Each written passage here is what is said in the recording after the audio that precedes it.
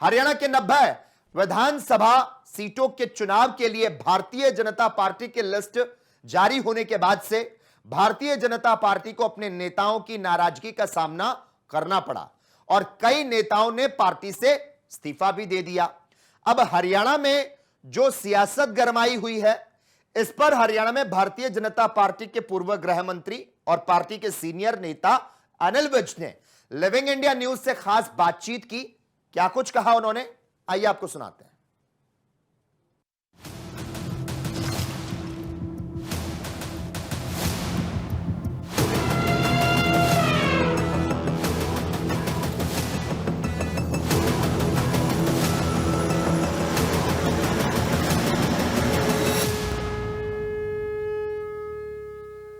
अनिल विज साहब है, बहुत बड़ा कद रखते हैं ये राजनीति में। तीसरी बार की क्या तैयारी है? 6 बार यहाँ से जीत चुका हूँ, तो चुनाव लड़ेंगे पूरे दम के साथ। डेफिनेटली बीजेपी की सरकार आएगी, क्योंकि हरियाणा के लोगों ने कांग्रेस को ला के लुटना नहीं है। हरियाणा चुनाव में कुछ ही समय रह गया है, ऐसे में टिकटों का बंटवारा शुरू हो गया है। भाजपा की अगर बात की जाए तो भाजपा ने उन सभी पर दोबारा अपना विश्वास जताया है जिन्होंने पहले भाजपा को कामयाबी दी है। फिलहाल हम बात करेंगे अंबाला कैंट की। यहाँ पर अनिल विज साहब है, बहुत बड़ा कद रखते हैं ये राजनीति में, अपने आप में बहुत बड़ी किताब है, क्योंकि जितनी राजनीति इन्होंने देखी है या की है तो उसको लेकर के किसी से कुछ कहने की ज़रूरत नहीं पड़ती। जब नाम आ जाता है अनिल विज का तो ऐसे में चाहे अधिकारी हों या फिर राजनेता, कुछ भी बोलने से पहले 100 बार सोचते हैं। तो आज हमारे साथ है, एक बार फिर से भाजपा ने इन पर भरोसा जताया है। 2 बार पहले ये सीट जीतकर उन्होंने भाजपा की झोली डाली थी, तो इस बार क्या तैयारी है, बातचीत कर लेंगे। विज साहब, आपका बहुत बहुत स्वागत है हमारे। धन्यवाद। जिस तरह मैंने जिक्र किया कि आपका राजनीतिक कद ही इतना बड़ा है कि आपने लगातार इतने समय तक अंबाला कैंट सीट जीती है और उसके अलावा भाजपा को भी पिछली बार 2 बार से लगातार आप ये सीट उनकी झोली डाल रहे हैं। तीसरी बार की क्या तैयारी है? तीसरी बार आप पर भरोसा फिर नहीं, मैं 6 बार यहाँ से जीत चुका हूँ। जी, आप जीत चुके हैं। हाँ जी, और अब 7वीं बार मैं पार्टी ने मेरे को यहाँ से प्रत्याशी बनाया है, तो चुनाव लड़ेंगे पूरे दम के साथ। हाँ, 2 बार तो लगातार भाजपा की सरकार, 3 बार 2 बार तो लगातार भाजपा की सरकार आई है। मैं बात कर रही हूँ कि तीसरी बार आएगी नहीं आएगी, किस तरह से देखते हैं, क्या तैयारी? देखिए, तीसरी बार डेफिनेटली बीजेपी की सरकार आएगी, क्योंकि हरियाणा के लोगों ने कांग्रेस को ला के लुटना नहीं है।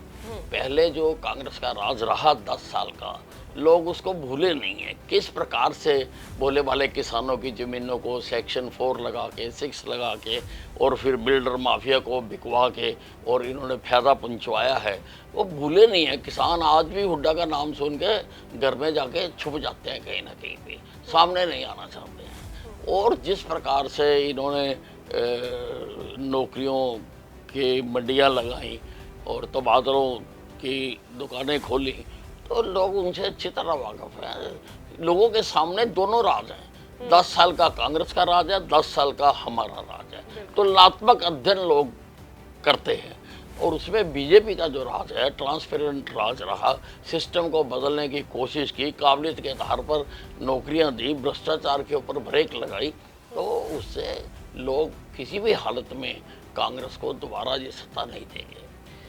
चीज़ें तो आप गिनवा रहे हैं कि पर्ची खर्ची के बिना नौकरियां लगी हैं, या किसानों की मैं बात करूं, चलो एमएसपी की बात आप भी कर देंगे कि हरियाणा पहला राज्य ऐसा बना है जब वो एमएसपी दे रहा है 24 फसलों पर कहीं ना कहीं किसान बहुत नाराज़ थे और इसका जो रिज़ल्ट है हमें लोकसभा चुनावों में ज़रूर देखने को मिला। किस तरह से लगता है कि अब किसानों को मना लिया गया है या फिर किसान अभी भी कहीं ना कहीं परेशानी का सबब बनेंगे? नहीं, किसानों के लिए अब वो परेशान होने का कोई कारण नहीं है। हरियाणा में तो हमने 24 फसलों का एमएसपी दे दिया और हरियाणा देश का पहला राज्य है जहां पर सभी फसलों का एमएसपी दिया जाता है। फिर भावांतर स्कीम भी हमारे पास है, वो भी हम देते हैं और मुआवजा भी हमने किसानों को सबसे ज़्यादा दिए। कांग्रेस के राज में तो 2-2 रुपये का मुआवजा दिया जाता था, हमारे राज में लोगों को ठीक मुआवजा दिया जा रहा है। पर किसान अभी भी पंजाब और हरियाणा के बॉर्डर पर बैठे हैं। हम लोग आ रहे थे जब अम्बाला रास्ते में शंभू बॉर्डर पहले की तरह बंद था, सुप्रीम कोर्ट का भी इंटरफेरेंस बीच में हुआ है, पर हल कहीं नहीं निकला है। वो तो पंजाब में बैठे हुए हैं ना, उसकी क्योंकि चिंता हरियाणा तो आगे नहीं जाने दे रहा है। नहीं। तो उनके पास उनकी जो समस्या है, उनका वो जो कहना है वो हमसे तो नहीं कहना, उन्होंने सेंटर से कहना है, आप लोग सेंटर से हरियाणा कहना है तो आगे दिल्ली जाने में नहीं जाके दे रहे। बैठ रहे हैं कि उनके पास परमिशन कहाँ है, हम्म। कहाँ परमिशन उनके पर यहाँ रोकने की भी तो नहीं, परमिशन तो नहीं है हरियाणा परमिशन के उनके पास। पास कोई परमिशन नहीं है कि वो वहाँ जाके बैठे हैं। अगर परमिशन हो तो ही जा सकते हैं ना। तो इसलिए अब ये जो मान साहब है, आप पार्टी है, वो जाके पूछे ना उनसे क्यों बैठे हुए हैं वहाँ। मतलब हरियाणा से अगर उनको परमिशन आ जाती है दिल्ली जाने की, तो हरियाणा उनको जाने देगा? परमिशन दिखाएं तो सही, कहाँ परमिशन उनके पास। तो कहीं ना कहीं आपको नहीं लगता कि किसान जरूर कहीं ना कहीं नामोशी का कारण बन सकते हैं? क्योंकि लोकसभा चुनाव में भी जेजेपी आप लोगों की भाईवाल पार्टी रही है, उन्होंने कहीं घुसने ही नहीं दिया जेजेपी के वर्करों को भी। बीजेपी के साथ भी कई जगह ऐसे हालात हुए हैं। नहीं, ऐसा नहीं है। देखिए, हरियाणा का किसान अच्छी तरह से समझता है कि हरियाणा सरकार किसानों की हितैषी है और किसानों के बारे में सोचती है। चलिए, अभी आपने और भी कई चीज़ों का जिक्र किया। आपने बताया कि किस तरह से भ्रष्टाचार दूर किया गया है और यहाँ पर अच्छा राज्य जो है वो बन के दिखाया है हरियाणा ने बीजेपी के राज में। पर यहाँ पर सीएम बदलने की नौबत क्यों आई? मनोहर लाल खट्टर की जगह पर नायब सैनी को क्यों चुना गया? और उसमें से भी, उस मीटिंग से भी आप नाराज होकर चले गए थे। देखिए, ऐसा है कि मनोहर लाल जी को बदला नहीं गया है, उनको प्रदेश की बजाय केंद्र में लेके जाया गया। उनकी आवश्यकता वहाँ महसूस की जा रही थी और ये तो पार्टी का प्रेरोगेटिव है, पार्टी कहाँ काम ले। पार्टी को लगता था कि जितना अनुभव मनोहर लाल जी ने सीएम बन के यहाँ पर कमाया है, उस अनुभव का फायदा सारे देश को मिले, इसलिए उनको वो सेंटर में ले गए। जब सेंटर में ले गए तो यहाँ फिर किसी ना किसी मुख्यमंत्री बनना ही था। वो फिर अनिल विज क्यों नहीं थे? आपने अभी जिक्र भी किया कि 6 बार लगातार पहले आपको जो है यहाँ से टिकट मिली, अब 7वीं बार के आप दावेदार हैं। सबसे ज़्यादा देखा जाए तो एक्सपीरियंस्ड तजुर्बेकार आप ही हैं। देखिए, ऐसा है, मैंने कभी भी बनने की चाहना नहीं की है। बनने के लिए चाहत होना बहुत जरूरी होता है और मैंने कभी चाहना नहीं की कोई भी पद पाने की। फिर वो नाराजगी क्या थी जब? नहीं, मैं तो कोई नाराज होकर नहीं आया। मैं तो उस इंसिडेंट से पहले भी कई बार कह रहा था कि मैं एज एमएलए वर्क करना चाहता हूँ। मैं अपने विधानसभा क्षेत्र में ज़्यादा समय लगाना चाहता था। यहाँ पर जो इतने बड़े बड़े प्रोजेक्ट मैंने मंजूर करवाए हुए हैं, उनको मैं तेज़ी से कंप्लीट करवाना चाहता था। इसलिए मैं तो पहले ही कह रहा था कि मैंने सीएम साहब को पहले कई बार कहा कि आप मुझे मुक्त करें और मैं तो एज एमएलए काम करना चाहता हूँ। तो उस दिन एक मौका था, रीशफल हो रहा था, तो मैंने कहा भी अब मैं नेक्स्ट में शामिल नहीं होऊंगा, मैं तो बतौर एमएलए ही काम करूँगा। तो केंद्रीय मंत्री की भी फिर शक्ति इसी वजह से आपने नहीं ली, क्योंकि कहा जा रहा था कि कहीं ना कहीं आपको जो है वो मंत्री बनाया जा सकता है कैबिनेट में। नहीं, ऐसी कोई बात नहीं, मेरे साथ कोई बात नहीं। तो अब का आपको क्या विचार लगता है? एक बार फिर से नायब सैनी को आगे किया गया है, कहा गया है कि अगर तीसरी बार की सरकार बनती है तो ये तो हाईकमांड का फैसला है, जो वो करें उसमें हमें कोई एतराज नहीं है। हम तो अपना काम कर रहे हैं और काम करते रहेंगे। तो किसी तरह की कोई चाह लालसा नहीं है किसी कभी जिंदगी में नहीं रखी। सारे विश्व का एक भी आदमी खड़ा होकर ये नहीं कह सकता कि अनिल विज ने मेरे सामने कभी ये कहा था कि मैं तो पंच बनना चाहता हूँ, सरपंच बनना चाहता हूँ, मेंबर बनना चाहता हूँ या मंत्री बनना चाहता हूँ। मैंने नहीं कभी कहा। हमारी सरकारें बनी है, मैं कभी भी दिल्ली नहीं गया। मैं तो जो हमें दे देते हैं, जो डिपार्टमेंट दे देते हैं, उसी में काम करते हैं। तो इतना मैं पूछना चाहूँगी कि इतनी शांति या फिर इतना जो आपके अंदर इस तरह से ये है कि मुझे चाहे कुछ ना दे, सिर्फ एक एमएलए अगर मैं बन जाता हूँ तो मुझे वो दे दीजिए, वो किस तरह से आया? क्योंकि देखा गया जब टिकटें बांटी, देखिए, जिस पार्टी के साथ मैं जुड़ा हुआ हूँ और जिस संगठन के माध्यम से मैं राजनीति में आया हूँ, उस संगठन में यही सिखाया जाता है कि डिजर्व, डोंट डिजायर।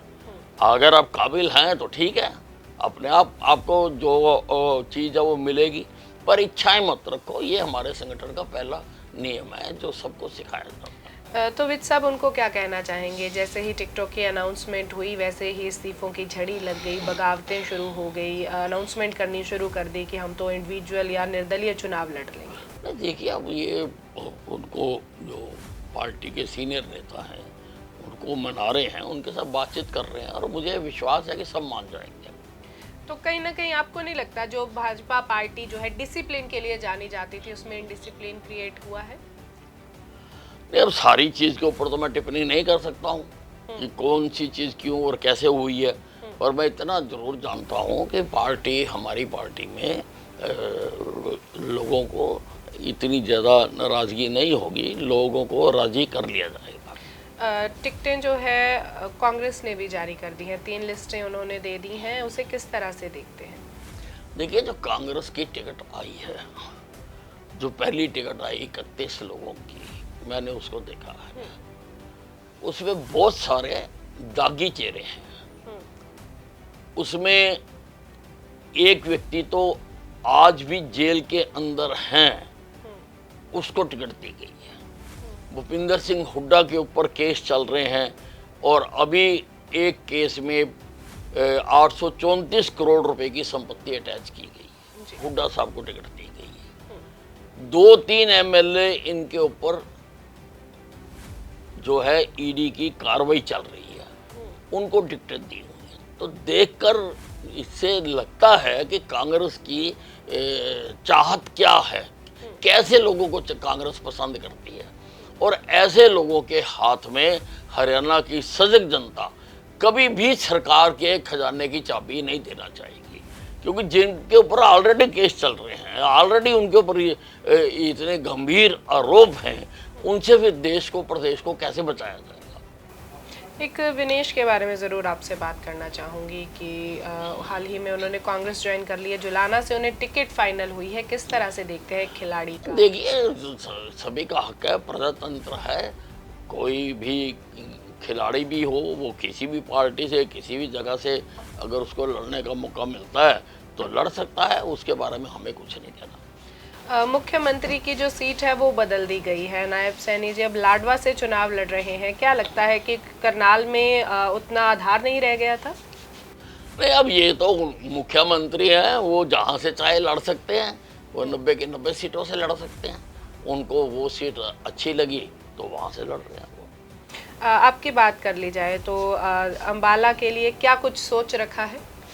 देखिए, मैंने अंबाला छावनी में अपने कार्यकाल में विशेष तौर से इन 10 सालों में मैंने बहुत काम करवाए। यहाँ का सरकारी कॉलेज मैंने बनवा के दिया, बस स्टैंड मैंने बनवा के दिया, नहरी पानी 23 किलोमीटर से मैं लेके आया, नई अनाज मंडी मैंने बनवा के दी, शहीदी स्मारक एशिया का सबसे बड़ा म्यूजियम मैं बनवा कर दे रहा हूँ। आज़ादी की पहली लड़ाई जो कि अंबाला छावनी से शुरू हुई थी उसकी याद में साइंस म्यूजियम मैं बना के दे रहा हूँ। अंबाला को सब डिवीज़न मैंने बनवा के दिया, मिनी सेक्रेटेरिएट मैंने बनवा के दिया, सारे सरकारी डिपार्टमेंट उस एक छत के नीचे मैंने बिठा के दिए। मैं बैंक स्क्वायर कम शॉपिंग मॉल बनाकर दे रहा हूँ। मैंने हरियाणा का सबसे बेहतरीन सिविल अस्पताल बना के दिया, एयर कंडीशन अस्पताल बना के दिया, सब सुविधाओं से संपन्न है। सिटी स्कैन है, MRI है, एक्सरे है, अल्ट्रासाउंड है, कैथ लैब है, डायलिसिस सेंटर है, कैंसर का बहुत बड़ा अस्पताल है, होम्योपैथिक कॉलेज मैं बना के दे रहा हूँ, उसके अस्पताल ने काम भी शुरू कर दिया। अंबाला टू साहा रोड मैंने बनवा के दी, रिंग रोड बनवा के दे रहा हूँ अंबाला के चारों तरफ, और रिंग रोड से एक सड़क दिल्ली के लिए निकल रही है वाया शामली, एक पोंटा साहब के लिए जा रही है। यहाँ पे टांगरी नदी है जो बहुत, उसमें पानी आ जाता है और बड़ी बर्बादी होती थी। एक तरफ बांध बना के दिया 8 किलोमीटर लंबी, उसके ऊपर सड़क बना के दी। युवा शक्ति हमारे प्रदेश की भटक ना जाए, गलत कामों में ना चली जाए, नशों में ना चली जाए, इसलिए उनको सकारात्मक क्षेत्र में लगाने के लिए इंटरनेशनल स्तर का फुटबॉल स्टेडियम बना के दिया, ऑल वेदर स्विमिंग पूल बना के दिया, योगशाला बना के दी, बैडमिंटन बना के दिया। मैंने अंबाला छावनी में सभी लोग अपने सामाजिक कार्य है, क्योंकि आजकल घर छोटे छोटे हैं, वो अपने सामाजिक धार्मिक काम कर सकें, मैंने लगभग 150 धर्मशालाएं बनवा के दी लोगों को। जी। बस अड्डा, एयरपोर्ट जो है वो बनकर तैयार है, एनी मोमेंट वहाँ से फ्लाइट शुरू की जा सकती है। तो इतने सारे काम मैंने कराए हैं और भी काम मेरे जहन में हैं बहुत। जी। अब जैसे शहर में मैंने कार पार्किंग बनवा के दी है, सारे शहर में जो स्टोर वाटर के पाइप डलवा के दिए हैं। 4 यहाँ पे लेवल क्रॉसिंग थे, मैंने उन 4 के ऊपर पुल मंजूर कराए। 3 के ऊपर तो, 1 के ऊपर बन रहा है, 2 में बन चुका है, 1 अभी शुरू होगा, उसके पैसे आ चुके हैं। तो ये काफ़ी काम है, इनको आगे बढ़ाएंगे और नए काम भी मेरे जहन में हैं। पर मैंने जो आज तक राजनीति की है, मैं जो काम कर लेता हूँ मैं उसी को बताता हूँ। मैं लोगों की तरह पहले नहीं कहता कि ऐसे कर देंगे, ये कर देंगे, वो कर देंगे। मेरा तो एक ही नारा रहा है, काम किया है, काम करेंगे। बहुत सारी चीज़ें आपने गिनवाई और हम इस चीज़ को मानते भी हैं, क्योंकि बहुत लंबा समय हो गया है आपको कैंट में लोगों की सेवा करते हुए बतौर एमएलए। पर कुछ चीज़ें जो हमें नज़र आई, जिस तरह से वाटर लॉगिंग की प्रॉब्लम है यहाँ पर, छोटा मोटा कहीं कहीं पर गार्बेज डंप करने के लिए ओपन में ही है, या फिर गोवंश जिस तरह से सड़कों पर है, तो उनके लिए अभी आप क्या कर रहे हैं? क्योंकि नॉर्मल जो लोग यहाँ के हैं उनको ज़्यादातर यही परेशानी। नहीं, ऐसा है, वाटर लॉगिंग कहीं नहीं है, पानी का बहुत सुधार हुआ है। इस बार बरसात आई तो बहुत ज़्यादा, हम पिछली बार हमारा नुकसान हुआ था, इस बार हम बचे रहे हैं। जैसे आपने गाय की बात करी, मैं डेयरी फार्म बनवा कर दे रहा हूँ, उसके लिए 21 एकड़ ज़मीन खरीदी हुई है, सारे उसके नक्शे अप्रूव करा रखे हैं, वो बनवा के देंगे, करके देंगे। सारे काम ध्यान में हैं, सारों को ही करेंगे। विज साहब, एक और टिप्पणी आपसे चाहेंगे। अभी तक हालांकि साफ नहीं हुआ है, पर आम आदमी पार्टी और कांग्रेस एक बार फिर से विधानसभा के लिए गठबंधन कर सकते हैं, पहले लोकसभा में भी किया था। अगर ये मिल जाते हैं तो आपको लगता है चुनौती रहेगी कहीं ना कहीं? नहीं, 0 + 0 = 0, दोनों 0 हैं। कांग्रेस भी 0 है और आम आदमी पार्टी भी 0 है। आपने देखा दिल्ली में 7 की 7 सीटें हारे हैं। ये पंजाब में आपने देखा इनका क्या हाल हुआ। और भी प्रदेशों में खड़े किए थे, जमानतें जब्त करा के आए। आम आदमी पार्टी तब जमानत जब्त पार्टी हो गई है और कांग्रेस पार्टी का बहुत बुरा हाल होने वाला है। इन्होंने जो कुशासन किया, जैसा मैंने पहले बताया, लोग उसको भूले नहीं हैं। क्या आपको लगता है कि इस बार भाजपा जो है बिना किसी और पार्टी के समर्थन लिए तीसरी बार भारतीय जनता पार्टी, विश्वास के साथ कह सकता हूँ, अपने दम पर हरियाणा में सरकार बनाएगी? सीटें कुछ बताना चाहेंगे, कितनी सीटें हम? जब अपने दम पर बनाएगी तो इसका मतलब ये है कि पूर्ण बहुमत के साथ बनाएगी। बहुत बहुत शुक्रिया बातचीत करने के लिए। तो ये थे हमारे साथ अनिल विज, और भाजपा से इनके ऊपर भरोसा जताया गया है। जैसे कि मैंने पहले भी जिक्र किया था कि अंबाला से अगर बात की जाए अनिल विज की, तो शायद ही कोई इन्हें ना जानता हो, क्योंकि इनका राजनीतिक कद बहुत बड़ा है। और एक चीज़ सबसे अच्छी ये रही कि जितना समय इन्हें मिला है, इनकी टिप्स पर है कि अंबाला के लिए क्या काम किए हैं और आगे क्या किए जाने हैं। और सबसे अच्छी चीज़ यहाँ पर ये रहती है कि जब लोग आपसे खुश होते हैं, क्योंकि इतना सारा काम जो है लोगों के लिए वही कर सकता है जो डेडिकेटेड होता है, जो मन लगा करके अपने लोगों के बीच रहता है और किसी चीज़ की लालसा नहीं करता। वीडियो जर्नलिस्ट रजत के साथ लिविंग इंडिया के लिए अंबाला कैंट से हरसिमरत।